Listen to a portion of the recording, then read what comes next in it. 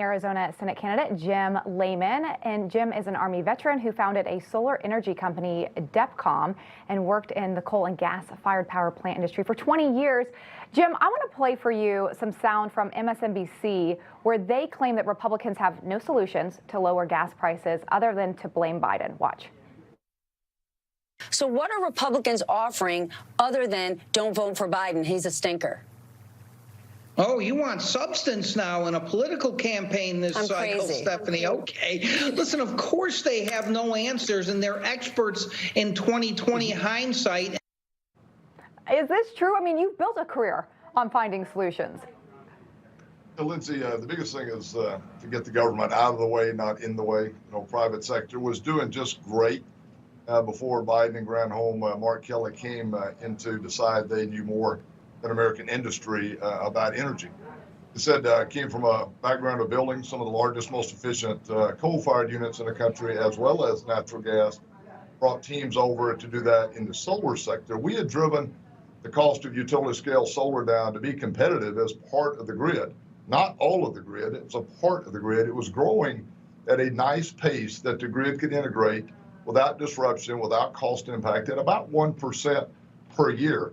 Over the first 12 years of the industry, we were at almost 7% of the U.S. grid, doing great. Subsidies were going off, the rates were coming down, again, even below the cost of natural gas. This disruption of, oh, it must be all green all the way is what's causing a lot of this issue. Let industry do what it was doing.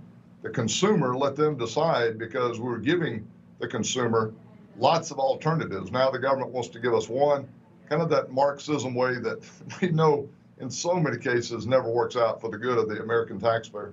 So if Biden did unleash the power of American oil, how quickly could this relieve what we're seeing at the pump right now?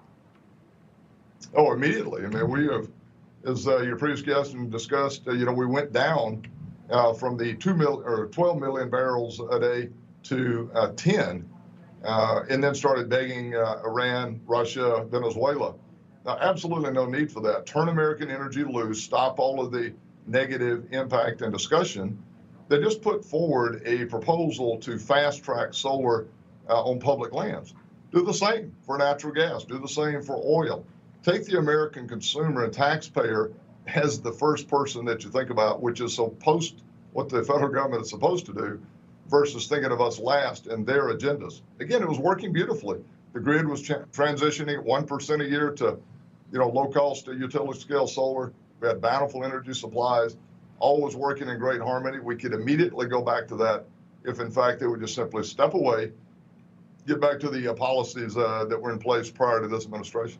If this administration would just listen to you. They have this great transition plan, but they have no plan for the actual transition. They just want to, get to point Z over here with no plan in between.